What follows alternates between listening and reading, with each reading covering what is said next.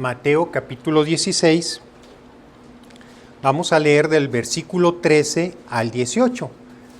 Me contestan con un amén cuando ya lo hayan encontrado. Si pueden compartir su Biblia, mis hermanos, para hacer cuando hagamos esta lectura. Mateo 16, vamos a leer del versículo 13 en adelante.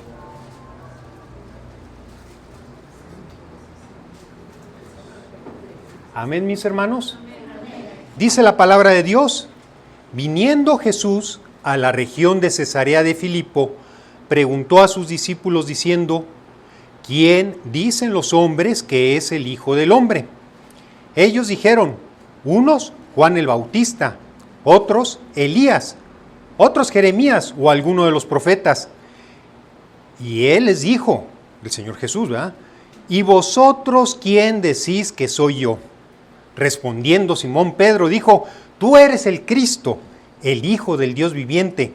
Entonces le respondió Jesús: bienaventurado eres, Simón, hijo de Jonás, porque no te lo reveló carne ni sangre, sino mi Padre que está en los cielos.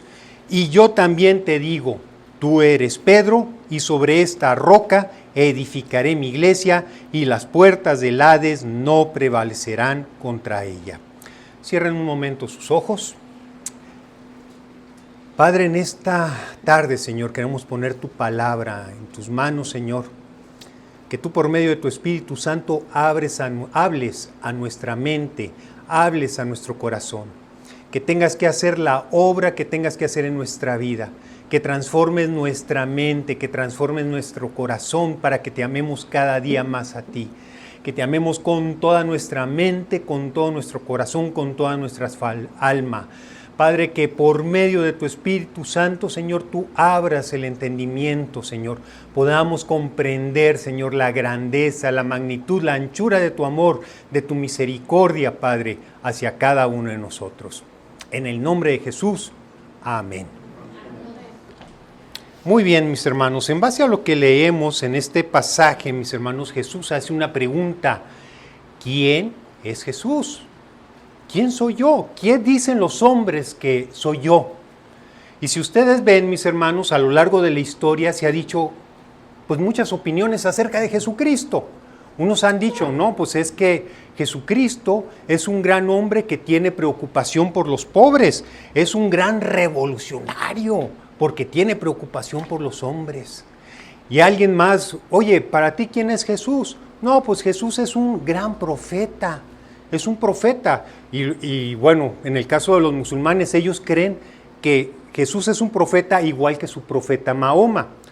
O ustedes pueden preguntarle a otra persona, ¿para ti quién es Jesús? No, pues Jesús es un ángel. Los testigos de Jehová, que es una denominación no cristiana, ellos dicen que Jesús es un ángel, mis hermanos.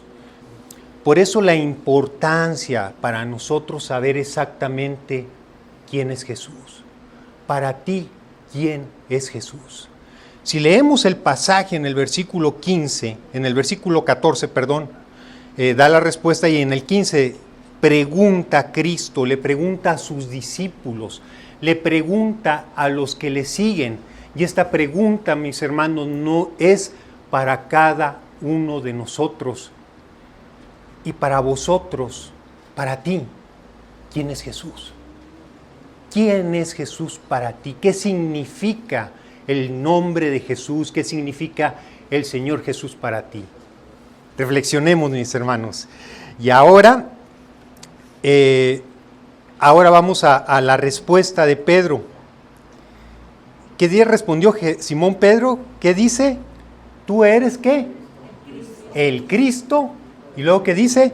El Hijo del Dios viviente.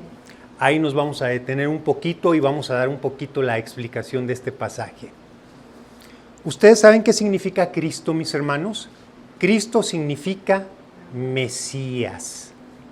Mesías, eso, en Cristo se decía en griego, Mesías se decía en judío, es lo mismo. ¿Y qué significa Mesías? Es el nombre de ungido. Y pues como que para mí no me dice nada, pues ¿cómo que ungido? O sea, ¿qué significa? Déjenles explico, mis hermanos. En el Antiguo Testamento, para que alguien pudiera ejercer el cargo de sacerdote, el cargo de rey o el cargo de profeta, tenía que ser ungido. Ungido es poner un aceite perfumado en la cabeza, eso era ungir, el famoso ungimiento. Pero para alguien ejercer el cargo de profeta, alguien para poder ejercer el cargo de rey, alguien para ejercer el cargo de sacerdote, tenía que ser ungido, mis hermanos. Si yo quiero ejercer mi cargo, yo soy ingeniero, pues yo tengo que tener mi cédula profesional, ¿no? Que certifiquen, miren, ahí va el hermano Herman, es ingeniero. Oye, ¿cómo sé que eres ingeniero? Mira, pues aquí traigo mi cédula profesional. Y en el caso de para que fuera sacerdote o que si fuera rey, pues obviamente pues no había este tipo de documentación o de papeles o que algo que se investigara. Se tenía que hacer un acto público donde el profeta, que era el que recibía la voz directa de Dios, haga de cuenta, era un acto público, tomaba el aceite, era un aceite muy especial, era un aceite perfumado, y lo ungía sobre los sacerdotes en la cabeza. O cuando fue ungido el rey David, dice que, o sea, en este caso era el profeta Natán, ponía el aceite sobre la cabeza del rey David. Pero aquí viene lo más interesante, mis hermanos. Venía el respaldo de Dios. Venía algo sobrenatural para que el rey pudiera ejercer el cargo de rey, para que el sacerdote pudiera ejercer el cargo de sacerdote. Era algo sobrenatural, que esa persona era elegida, era separada, pero era capacitada por Dios para poder ejercer el cargo de rey, de sacerdote o de profeta, mis hermanos. Al grado tal, mis hermanos, fíjense, un profeta, si decía una profecía, y esa profecía no se cumplía, había instrucciones muy claras de que ese profeta tenía que ser muerto. ¿Por qué? Porque no estaba respaldado por Dios. Entonces era una cuestión muy delicada, o sea, nadie lo iba a hacer a la ligera. Entonces el cargo de rey o de sacerdote o de profeta, mis hermanos, pues era un cargo que tenía que estar respaldado, ¿por quién dijimos? Por Dios. Muy bien, mis hermanos. Ahora, esto es bien interesante. ¿Por qué es importante saber esto de la unción? Porque en el Antiguo Testamento, mis hermanos, Dios hace una promesa, y lo veíamos ahorita en la plática. Dios hace promesas de que va a enviar a un ungido, a un Mesías. Dios hace promesas que va a enviar a alguien que le llama el ungido o el Mesías. Pero ¿por qué va a enviar Dios a un Mesías? ¿Por qué va a enviar a un ungido? ¿Por qué va a enviar a alguien con estas características, a alguien muy importante? Ahí les va, mis hermanos. Recordemos que a causa del pecado de Adán, el pecado de Adán y Eva trajo muerte, trajo destrucción a nuestras vidas. Adán y Eva fueron expulsados, había abundancia, ya después había miseria. Pero a causa del pecado entró la muerte. ¿Sí estamos de acuerdo todos con eso? Entró la muerte. Y a causa del pecado, al entrar la muerte, entra la enfermedad. Entra que envejecemos. Y a causa de que envejecemos, entra la enfermedad. Entonces, toda la causa de las enfermedades y la causa de la muerte física es porque a causa del pecado de nuestros primeros padres que cometieron ese pecado. Trajo esa muerte física, pero no nada más trajo la muerte física, mis hermanos, sino que trajo la muerte espiritual. Miren, mis hermanos, vamos a leer Génesis capítulo 6,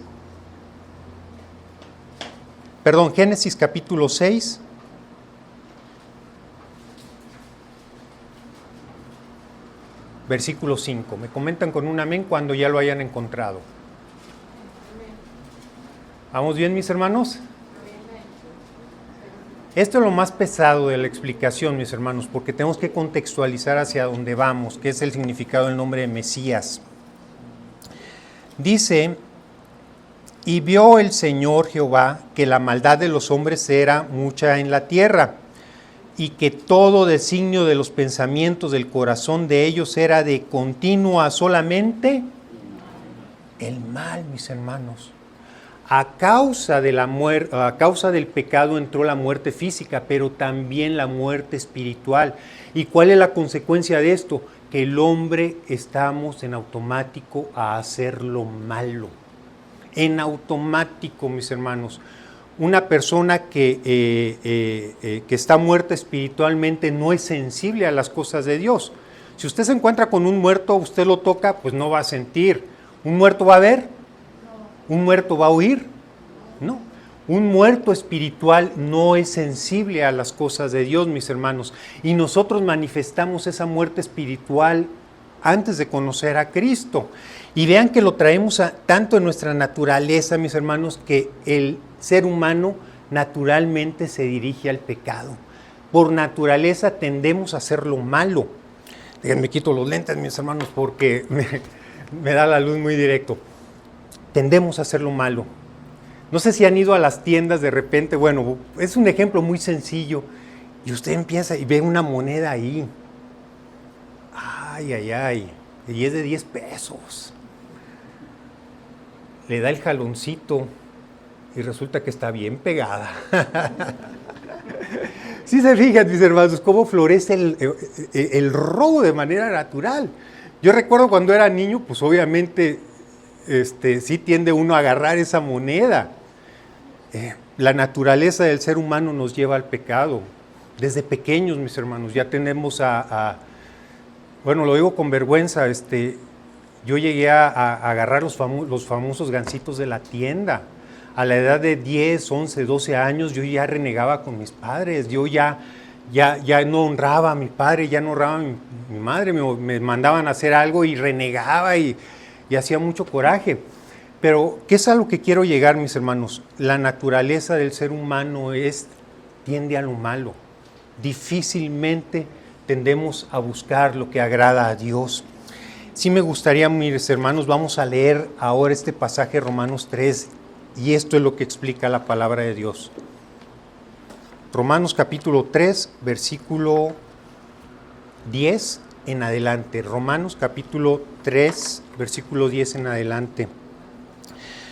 Y muchas veces aflora nuestra naturaleza, vamos manejando, se nos atraviesa alguien y sale la ira, sale el coraje y sonamos el claxon y algunos hasta gritamos.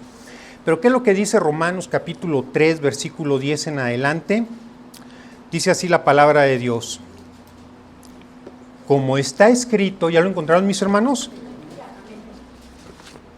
Como está escrito, no hay justo, que dice, ni aún uno. No hay quien entienda y no hay quien busque a Dios. La naturaleza espiritual muerta no busca a Dios. Versículo 12. Todos se desviaron, a una se hicieron inútiles. No hay quien haga lo bueno, no hay ni siquiera uno. Sepulcro abierto es su garganta. ¿Y qué dice? Con su lengua engañan. Veneno de aspides hay debajo de sus labios. Su boca está llena, ¿qué dice? De maldición y amargura. Sus pies se apresuran para derramar sangre. Quebranto y desventura hay en sus caminos. No conocieron camino de paz. ¿Y qué dice? No hay temor de Dios delante de sus ojos. La persona que está muerta espiritual no tiene temor de Dios. ¿Por qué roba? Porque no tiene temor de Dios. En una pareja, ¿por qué se gritan unos a otros? Si está muerto espiritualmente, porque no tiene temor de Dios. Incluso hay situaciones terribles. ¿Por qué blasfema contra Dios? ¿Por qué a veces dice, ay, mi Diosito, ay, chullito? ¿Por qué? Porque no tiene temor de Dios, no sabe la grandeza, la grandiosidad, lo grande que es nuestro Dios, mis hermanos. Y aquí viene lo peor de la muerte, o sea, de la peor causa del pecado, es la muerte eterna.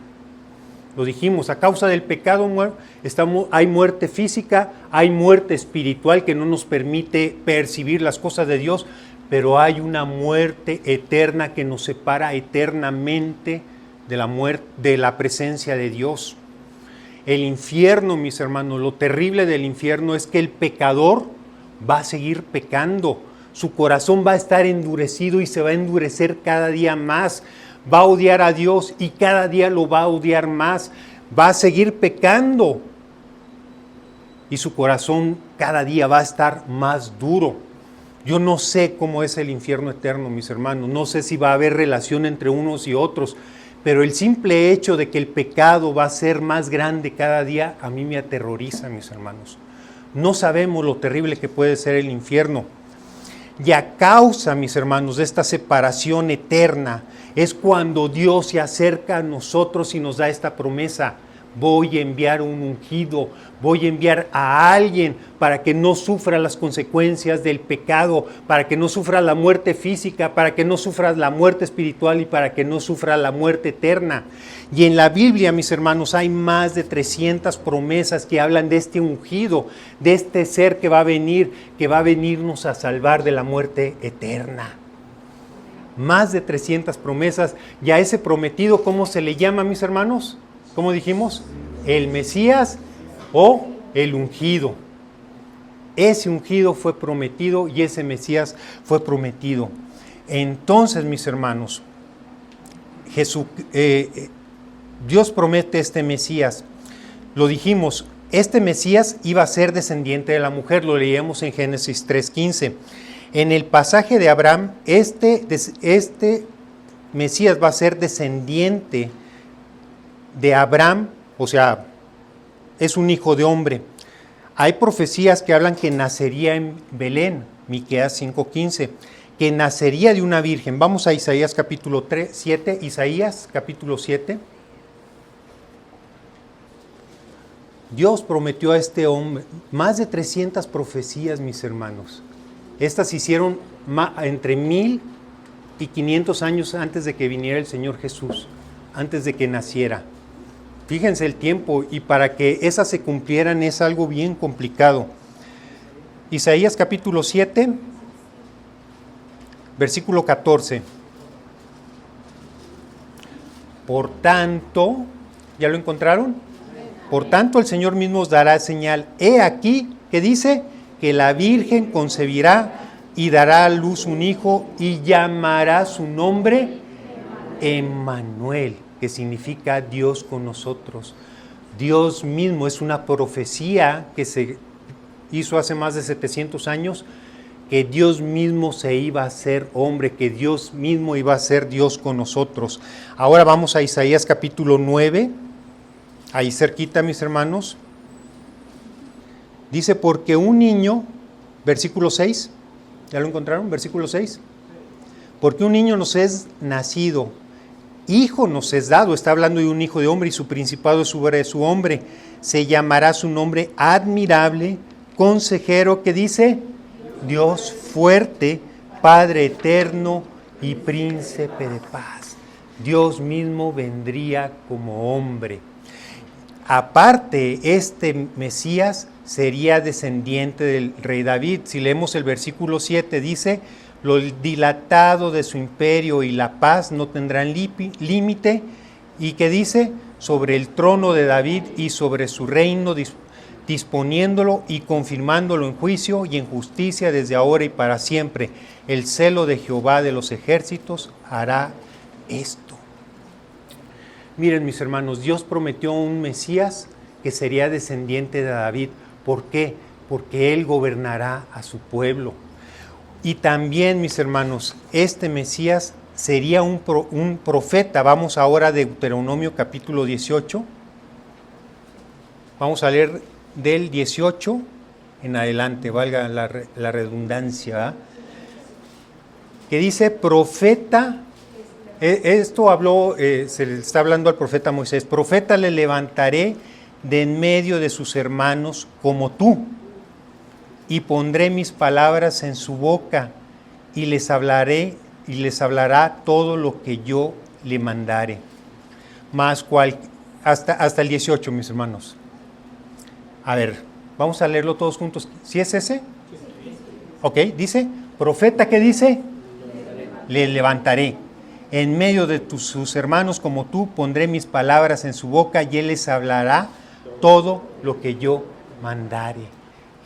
El Mesías, además de ser rey, iba a ser profeta, pero también iba a ser sacerdote, mis hermanos. Salmo 110, versículo 4.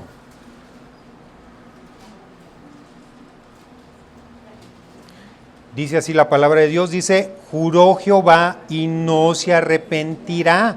Tú eres sacerdote para siempre según el orden de Melquisedec. Y debemos recordar que los sacerdotes tenían el propósito de interceder delante de Dios y dar ofrenda por los pecados, mis hermanos. Este ungido, mis hermanos, tenía que tener estas características, tenía que ser rey, porque va a gobernar, tenía que ser profeta porque nos iba a dar la palabra y tenía que ser sacerdote porque iba a interceder por nosotros y porque iba a dar ofrenda por el pecado.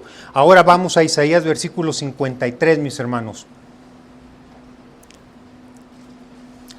Además hay algo bien interesante, este ungido iba a destruir las consecuencias del pecado. Este ungido iba a destruir las consecuencias del pecado, que es la muerte. Isaías 53, ¿ya lo encontraron, mis hermanos? Verá, versículo 11, amén. Verá el fruto de la aflicción de su alma y quedará satisfecho. Por su conocimiento, ¿qué dice? Justificará mi siervo justo a mucho. ¿Y qué dice? Llevará las iniquidades de ellos. Por tanto, yo le daré parte con los grandes y con los fuertes repartirá despojos, por cuanto derramó su vida hasta la muerte y fue contado con los pecadores, habiendo llevado, ¿qué dice? El pecado de muchos, llorado por los transgresores. Entonces debemos recordar, mis hermanos, que el Mesías iba a ser rey porque iba a gobernar, que era rey, que era profeta porque iba a dar palabra de Dios y que era sacerdote porque iba a interceder e iba a dar ofrenda por nuestro pecado. Quiero que se quede muy claro en esos puntos. Y aparte este profeta iba a tener el Espíritu de Dios. Isaías 61, mis hermanos. Dice así la palabra de Dios, el Espíritu de Jehová Dios, desde el 1 en adelante. El Espíritu de Jehová Dios está sobre mí, porque me ungió Jehová, me ha enviado a predicar buenas nuevas a los abatidos, a vendar a los quebrantados de corazón, a publicar libertad a los cautivos y a los presos apertura de la cárcel, a proclamar el año de la buena voluntad de Jehová, el día de venganza del Dios nuestro y a consolar a los enlutados. Por más de 1500 años estuvo dando la promesa de que este Mesías iba a venir. Y esta promesa se cumplió cuando vino nuestro Señor Jesucristo. Vamos a Lucas capítulo 4, versículos 16 en adelante. Lucas capítulo 4. Vino a Nazaret donde se había criado Jesús y en el día de reposo entró a la sinagoga conforme a su costumbre y se levantó a leer y se le dio el libro del profeta Isaías, que estábamos leyendo. Y habiendo abierto el libro, halló el lugar donde estaba escrito, que dice, el Espíritu del Señor está sobre mí, por cuanto me ha ungido para dar buenas nuevas a los pobres, me ha enviado a sanar a los quebrantados de corazón, a pregonar libertad a los cautivos y vista a los ciegos, y a poner en libertad a los oprimidos, y a predicar el año agradable del Señor. Sigamos leyendo versículo 10. ¿Y qué dice? Y enrollando el libro, lo dio al ministro y se sentó.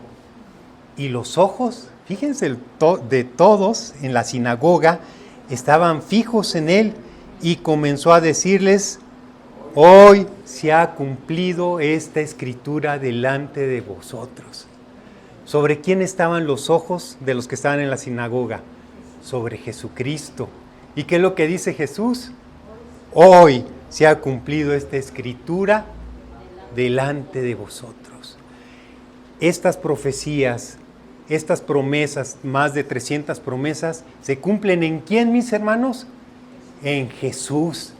Y por eso decimos que Jesús es el Mesías, que Jesús es el Cristo y que Jesús es el ungido. Por eso decimos que Jesús es Cristo, Jesucristo.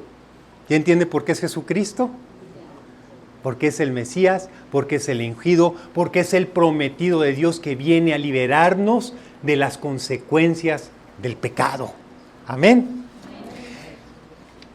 Ahora se preguntan, oye, pero pues si Jesús va a ejercer el cargo de Mesías, de ungido, va a ser sacerdote, va a ser rey, va a ser profeta, ¿en qué momento fue ungido? Aquí yo no vi ni un profeta que le derramara aceite.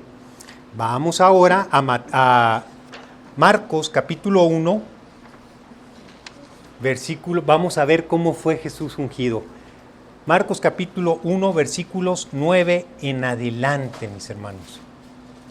Amén. Dice así: y aconteció en aquellos días que vino Jesús de Nazaret de Galilea y fue bautizado por Juan, ¿en dónde?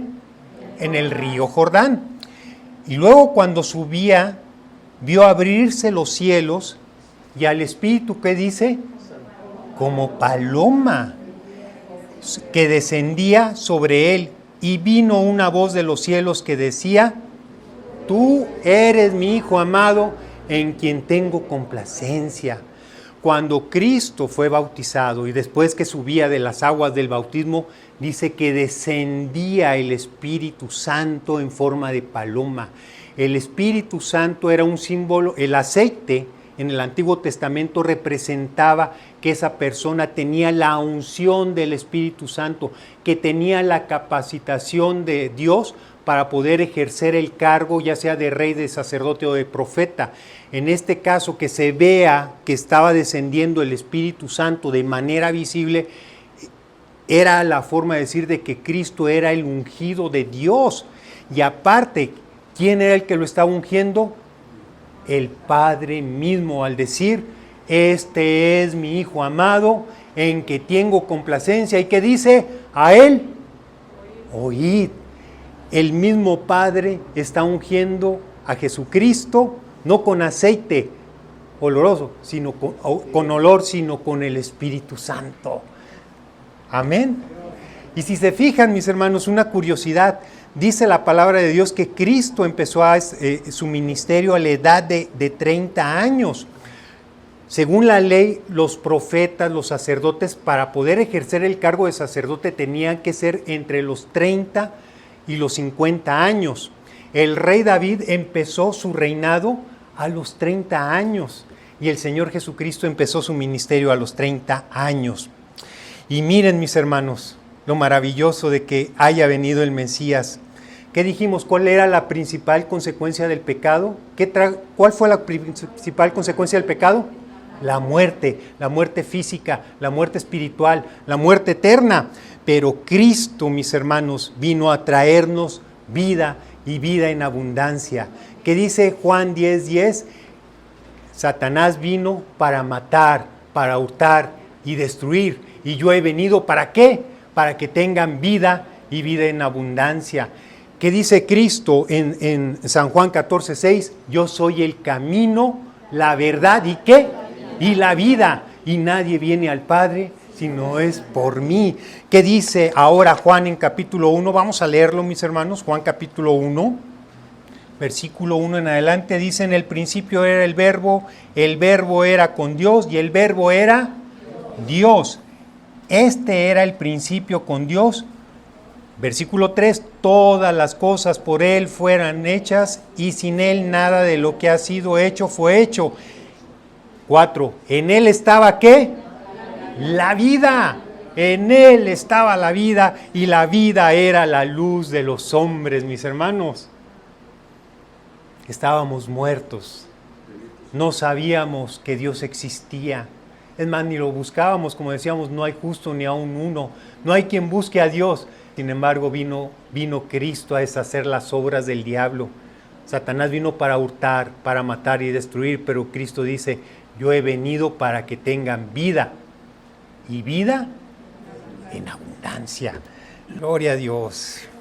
Y paz. Y todavía Dios nos tiene más sorpresas, nos tiene más palabra. Efesios 2, y a mí me provoca mucha emoción esto. A ustedes, capítulo 1, ¿ya lo encontraron?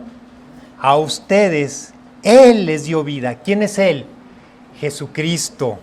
Él los dio vida cuando estábamos, ¿qué dice? Muertos en nuestros delitos y pecados. ¿Ya lo encontraron todos? Ok, vamos a leerlo nuevamente. A ustedes, Él, o sea, Jesucristo, les dio vida cuando estábamos, ¿qué, mis hermanos? Muertos en sus delitos y pecados, los cuales en otro tiempo practicaron, pues vivían de acuerdo a la corriente de este mundo y en conformidad con el príncipe del poder del aire. O sea, éramos esclavos de Satanás, no lo sabíamos. Cuando hacemos, según nosotros, lo que nos gusta y estamos agradando nuestros carnalidades, nuestros gustos, en realidad estamos haciendo lo que agrada, no lo que agrada a Dios, sino lo que agrada al adversario, y por consecuencia éramos esclavos del adversario. Dice, el espíritu que opera en los hijos de desobediencia, entre ellos todos nosotros también vivimos en otro tiempo. Seguíamos, ¿qué dice? Los deseos de nuestra naturaleza humana y hacíamos lo que nuestra naturaleza y nuestros pensamientos, ¿qué dice? Nos llevaban a hacer. Nos dejábamos llevar por nuestros impulsos. Si te enojabas es que te reventabas porque te dejabas llevar por tus impulsos. Pero fíjense, aquí dice, éramos por naturaleza hijos de ira como los demás. Versículo 4, pero Dios, cuya misericordia es abundante por el gran amor con que nos amó, que dice, nos dio vida junto con Cristo cuando estábamos muertos en nuestros pecados. La gracia de Dios los ha salvado. Nos dio vida. No éramos sensibles a Dios, mis hermanos, y ahora somos sensibles. Sabemos de Dios. O sea, una persona, mis hermanos, ¿por qué no hay muchos ahorita aquí en la iglesia? Porque no son sensibles de Dios, tienen su mirada en otro lado. A lo mejor la tienen la mirada en el fútbol, otros la tienen en las carreras, otros en las compras, otros en el shopping, otros nadando, otros jugando fútbol. Pero nosotros tenemos ahora nuestra mirada en Jesucristo. Amén. Ahora, volvamos a nuestro pasaje. El primero que leímos de Mateo 16. Cristo le pregunta, cuando responde Pedro, dice, tú eres el Cristo, el Hijo del Dios viviente. ¿Qué significa esto de que Cristo es el Hijo del Dios viviente? Vámonos a Juan capítulo 8, versículo 54. ¿Cómo vamos, mis hermanos? Sí, vamos explicándolo, sí se está dando a entender. Amén. Ya entendimos qué es el Cristo, qué significa Mesías, es el enviado, es Dios mismo, es el Rey, es el sacerdote, es el profeta prometido en el pasado que se cumple en la persona de Jesucristo. Y ahora, ¿por qué Pedro dice, tú eres el Cristo, el Hijo del Dios viviente? ¿Qué quiere decir esto del Hijo del Dios viviente? Respondiendo, versículo 54, respondiendo Jesús, versículo 54, respondiendo Jesús, si yo me glorifico a mí mismo, mi gloria nada es. Mi Padre es el que me glorifica. El que vosotros decid es vuestro Dios. Pero vosotros no le conocéis, mas yo le conozco. Si dijere que no le conozco, sería mentiroso como vosotros, pero le conozco y guardo su palabra. Abraham, vuestro padre, se gozó de que había de ver mi día, y lo vio y se gozó. Entonces le dijeron los judíos, aún no tienes 50 años y ya has visto a Abraham. Jesús le dijo, de cierto os digo, que Jesús, antes que Abraham fuese, yo soy. ¿Y qué fue lo que pasó en el versículo que sigue? ¿Qué fue lo que pasó cuando dijo yo soy? ¿Qué dice? Los tomaron piedras porque lo querían matar, porque dijo algo que para ellos era una blasfemia, porque al decir yo soy estaba diciendo que era Dios mismo. Ahorita se va a entender mejor, mis hermanos. Vamos a Éxodo capítulo 3, versículos 13 en adelante. Éxodo 3, versículos 13 en adelante. Amén. Dice así la palabra de Dios. Dijo Moisés a Dios: he aquí que llego yo a los hijos de Israel y les digo, el Dios de vuestros padres me ha enviado a vosotros. ¿Con quién está hablando Dios, Moisés? Con Dios, directamente. Se le presentó en una zarza ardiente y Moisés está hablando con Dios. Y Moisés hace esta pregunta: si ellos me preguntaren cuál es su nombre, o sea, el nombre de este Dios, ¿qué le responderé? Versículo 14, fíjense lo que respondió. Y respondió Dios a Moisés. ¿Qué respondió? Yo soy el que soy. Así dirás a los hijos de Israel: yo soy, me envió a vosotros. Además, Dios dijo a Moisés: así dirás a los hijos de Israel: Jehová, el Dios de vuestros padres, el Dios de Abraham, el Dios de Isaac, el Dios de Jacob, me ha enviado a vosotros. Este es mi nombre para siempre, con él se me recordará por todos los siglos. ¿Por qué Dios dice yo soy? O sea, ese no es un nombre, o sea, no es como mi nombre es Herman, Guillermo, o sea, no es un nombre común. ¿Qué quiere decir yo soy? ¿Por qué quiere decir? O sea, es más, ni el nombre de Dios es Jehová ni Yahvé, su nombre es yo soy el que soy, porque al decir eso, Dios está diciendo sus atributos, está diciendo yo soy eterno, yo soy el que existo, yo soy el que vive, yo soy el que siempre ha existido, yo soy el que vive y que no necesita de nada para estar vivo. Ahora, volviendo al pasaje que leíamos, cuando Cristo les dice a los judíos, que era como la policía religiosa de aquellos tiempos, antes de que Abraham fuese, yo soy el eterno, les está diciendo, yo soy el eterno, yo soy el que vive para siempre, yo soy el que hizo los cielos y la tierra, yo soy el que soy. Por eso fue que agarraron las piedras. Entonces, mis hermanos, el Mesías, el enviado, el ungido, además de ser un hombre, al decir esto, ¿qué estamos diciendo? Que Jesucristo es Dios. Jesucristo es Dios. Ahora, mis hermanos, eso lo demostró no nada más con palabras, sino que lo demostró con hechos. Si vemos en Mateo capítulo 11, Juan fue llevado a la cárcel y él esperaba al Mesías. Ellos esperaban a un Mesías vencedor, un Mesías guerrero, un Mesías gobernante. Y pues a Juan lo metieron a la cárcel, a Juan el Bautista, y pues yo creo eso lo desmotivó. Y manda a preguntar a Cristo: oye, ¿eres tú el Mesías o esperamos a otro? Y esta es aquí la respuesta. Mateo capítulo 11, versículo 2. Y al oír Juan en la cárcel los hechos de Cristo, les envió 2 de sus discípulos para preguntarle: ¿eres tú aquel que había de venir o esperamos a otro? Fíjense lo que respondió Jesús en el versículo 4. Respondiendo Jesús les dijo: id a saber a Juan las cosas que oís y veéis. ¿Qué dice versículo 5? Los ciegos ven, los cojos andan, los leprosos son limpiados, los sordos oyen, los muertos son resucitados y a los pobres es anunciado el Evangelio. Cristo era el único que tenía ese poder de sanar enfermos. Hoy en la actualidad de que, oye, vamos a hacer cultos para sanar enfermos. No, mis hermanos, el propósito no es la sanidad, sino es la salvación de nuestra alma.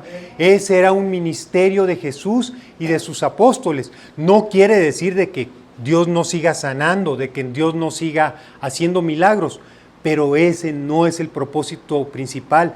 Dios lo dio como señal, los milagros y prodigios, como señal para demostrarle al mundo de que ese hombre era Dios y que ese hombre era el Cristo, el Mesías. Ahora, leamos Lucas capítulo 5, que también tenía la capacidad de perdonar pecados. Nada más lo vamos a mencionar, no lo vamos a buscar, mis hermanos, porque se nos vino el tiempo encima. Dios le llevaron un paralítico y le dice: tus pecados te son perdonados. Y los fariseos que dijimos que eran como la policía, pues luego se espantaron. ¿Quién puede perdonar pecados sino solo Dios? Entonces Cristo le responde, para que sepan, para que el Hijo del Hombre tiene potestad para perdonar pecados, o sea, de que Él era Dios, dijo al paralítico, a ti te digo, levántate, toma tu lecho y vete a tu casa. ¿Sí se fijan? Tenía el poder de perdonar pecados. ¿Y quién es el único que perdona los pecados? Si Jesús, el Cristo, perdona los pecados, ¿qué quiere decir? Que Jesús es Dios. Amén. Además demostró que Él era el Mesías. Este sí hay que leerlo y este es muy importante. Juan capítulo 10, versículo 17 al 18. Hay que recordar que Jesús es la segunda persona de la Trinidad y nos dio un regalo maravilloso.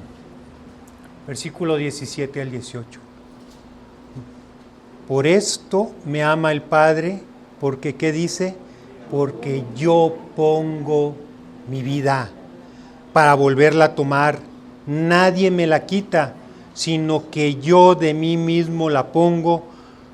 Tengo poder para ponerla y tengo poder para volverla a tomar.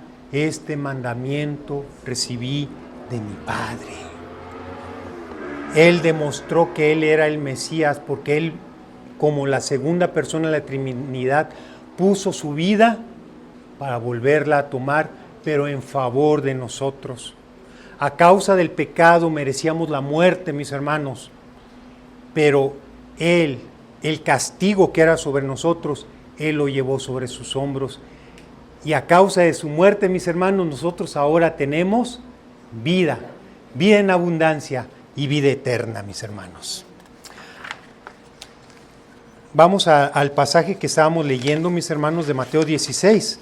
Mateo 16, 15, Él les dijo a vosotros, ¿quién decís que soy yo? Respondiendo Simón Pedro dijo, tú eres el Cristo, el Hijo del Dios viviente. Entonces respondió Jesús, versículo 17, bienaventurado eres Pedro, Simón hijo de Jonás, porque no te lo reveló carne ni sangre, sino mi Padre que está en los cielos. Bienaventurado eres, hijo. Después de que Pedro dijo, tú eres el Cristo, eres el Hijo del Dios viviente, Jesús le responde, bienaventurado eres Pedro, porque no te lo reveló carne ni sangre, sino mi Padre que está en los cielos. ¿Y qué es esto, mis hermanos, de que te lo reveló? Para poder entender que Cristo es el Mesías, no nada más es saberlo intelectualmente, mis hermanos, se tiene que revelar a nuestra mente, se tiene que revelar a nuestros corazones. Vamos a leer Lucas capítulo 10, versículo 21 al 20. Lucas capítulo 10, versículo 21 al 22. Lucas 10. Cristo se nos tiene que revelar, mis hermanos. No nada más hay que saberlo en nuestra mente. 10, 21 y 22. En aquella misma hora Jesús se regocijó en espíritu y dijo, yo te alabo, Padre, Señor del cielo y de la tierra, porque escondiste estas cosas de los sabios y entendidos y la has revelado ¿a quién? A los niños. Aquel que es humilde, los niños es símbolo de humildad. Sí, Padre, así te agradó, todas estas cosas me fueron entregadas por mi Padre, y nadie conoce quién es el Hijo sino el Padre, ni quién es el Padre sino el Hijo, y a quien el Hijo lo quiera revelar. Si queremos conocer a Cristo, mis hermanos, se nos tiene que revelar, no nada más es un conocimiento, se nos tiene que revelar. Con el siguiente ejemplo nos va a quedar más claro, mis hermanos. Cuando Cristo estaba siendo crucificado, dice que a su izquierda y a su derecha fueron también crucificados dos ladrones. Y dice la Biblia, mis hermanos, de que pues toda la gente se burlaba de él, los fariseos, que decían, oye, en otros confió, pues que Dios lo libre. Él dijo que era hijo de Dios, que Dios lo libere. Pero dice la palabra de Dios que también los ladrones lo injuriaban. Ahora veamos en Lucas 23, pero algo pasó en uno de los ladrones, mis hermanos. Algo pasó y esto es extraordinario y a mí me sorprende mucho.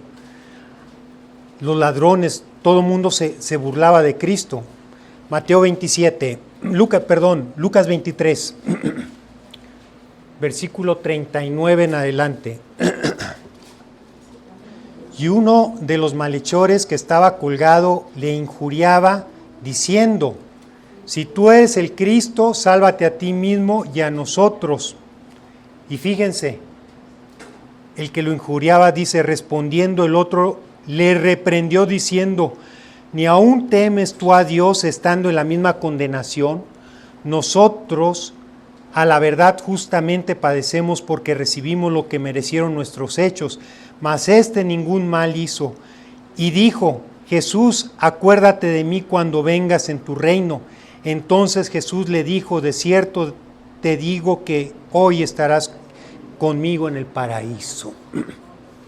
Otros pasajes dicen: te digo, hoy estarás conmigo en el paraíso. Si se fijan, dos ladrones lo estaban injuriando, pero de repente uno de ellos reprende al otro. Oye, tú ni estando en la misma condenación temes a Dios. Nosotros, a la verdad, aquí estamos porque nuestros hechos de ser ladrones merecieron que nos crucificaran. Pero este no hizo nada malo. Soy pecador. Fíjense, están viendo, él está viendo a Cristo. O sea, no me imagino la situación física del Señor Jesús. Y aquí es el milagro. ¿Cómo fue que pasó eso? Que este hombre se reconoce pecador. Y aparte, Señor, acuérdate de mí cuando vengas en tu reino. Lo está reconociendo como Rey. ¿Por qué? Porque Dios abrió sus ojos y pudo ver en ese Cristo crucificado, en ese Cristo doliente, en ese Cristo molido por nuestros pecados, vio al Rey de Reyes, al Señor de Señores, aquel que iba a perdonar nuestros pecados y aquel que íbamos a estar en su reino. Es hermoso. Si Dios no se revela, mis hermanos, nada te lo puede revelar. Hace años, mis hermanos, un hermano y yo fuimos a un grupo de adictos en Reforma, ¿cómo se llama? De recuperación de adictos, y nos juntaron como a 30 personas más o menos. Y esto es increíble, mis hermanos. El hermano que iba conmigo les predicó el Evangelio. El Evangelio es de que Cristo murió por nuestros pecados, Cristo vino como hombre, murió por nuestros pecados, resucitó, y que por esa muerte nosotros tenemos perdón de pecados. No les miento, mis hermanos. Y a mí me llamó mucho la atención. La mitad, mientras daban la palabra, como si fueran cristianos, sí, amén, amén, se paraban de la silla emocionados. Y la otra mitad, convénceme, o sea, endurecidos. Y yo no tenía mucho tiempo en el Evangelio, y yo decía, bueno, pero ¿por qué pasa esta situación? ¿Por qué unos brincan y levantan las manos y otros con el corazón, o sea, cerrados? Y uno lo veía, y yo le pregunté a uno de ellos después de que terminó: oye, la predicación fue muy clara, ¿por qué no te arrepentiste de tus pecados? ¿Por qué no pediste perdón por tus pecados? No, es que yo tengo otra opinión. Pero, ¿cuál es la respuesta que tengo ahora? Es que a unos se los reveló Dios y a otros no. Por eso Dios dice: bienaventurado eres, Pedro, porque no te lo reveló carne ni sangre, sino mi Padre que está en los cielos. Si Dios no revela que Cristo es el Señor, si Dios no revela que perdonó nuestros pecados, nada en el mundo nos va a poder hacer entender que Cristo es Dios. Por eso, mis hermanos, si alguien dice, no, y se ponen a pelear, que a debatir, no echemos lo santo a los perros, ni echemos nuestras perlas delante de los cerdos, porque no van a entender, mis hermanos. Pero el que es de Dios, el que Dios se lo va a revelar, lo va a entender, porque es un milagro de Dios, hermano. No depende de nosotros, depende de Dios. Ahora, Vamos a leer la última parte de Mateo 16, ya para terminar. Bienaventurado eres, Pedro, porque no te lo reveló carne ni sangre, sino mi Padre que está en los cielos. Versículo 18. Y yo también te digo que tú eres Pedro, y sobre esta roca edificaré mi iglesia, y las puertas del Hades no prevalecerán contra ella. Se los voy a leer como se lee en griego.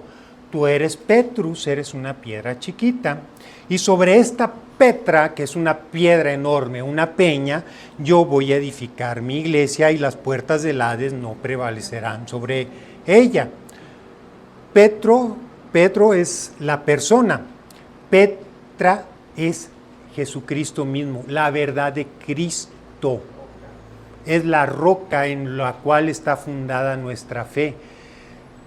Hay que recordar, mis hermanos, que Cristo hace la pregunta, y ya vamos a responder la pregunta, porque es importante saber quién es Cristo. Porque es importante saber verdaderamente quién es Cristo. Si para nosotros Jesucristo es el Mesías, si Jesucristo es el Dios hecho carne, para nosotros Jesucristo es el Rey que va a gobernar, que ya gobierna este mundo, es nuestro sacerdote que intercede por nosotros, que es el profeta.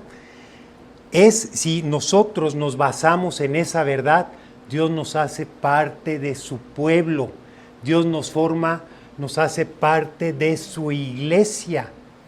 ¿Sí se fijan? Es que yo soy bautista, es que yo soy No.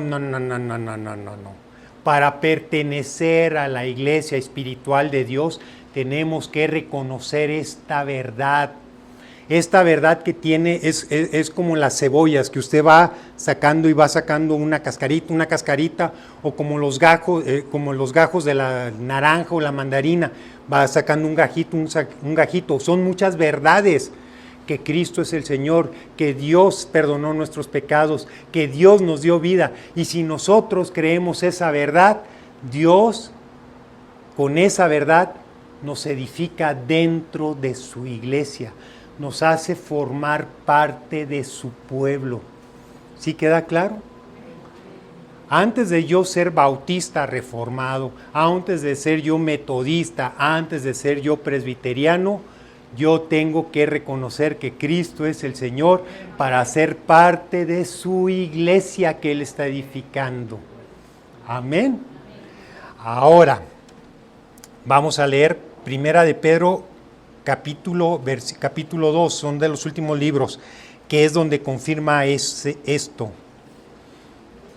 Acérquense a Él, o sea, a Jesucristo, a la piedra viva que los hombres desecharon. ¿Ya lo encontraron? Primera de Pedro 2, versículo 4, perdón, no les di el versículo, perdón. Acérquense a Él, a la piedra viva que los hombres desecharon, pero que para Dios es una piedra escogida y preciosa. Y ustedes también, como piedras vivas, sean edificados como una casa espiritual, sacerdocio santo, para ofrecer sacrificios espirituales que Dios acepte por medio de Jesucristo. Cómo Dios edifica su iglesia sobre Él mismo, mis hermanos, que Él es la roca, y sobre esa roca o la piedra angular va haciendo el gran edificio a lo ancho, a lo largo y a lo alto. Nosotros estamos edificados en Cristo, y en esa edificación Dios está haciendo su iglesia, y esa iglesia es su pueblo. Ahora, respondiendo a la pregunta, o bueno, más bien volviendo a lo que les pregunté al principio, para ti, ¿quién es Jesús? Para ti, ¿quién es Jesús?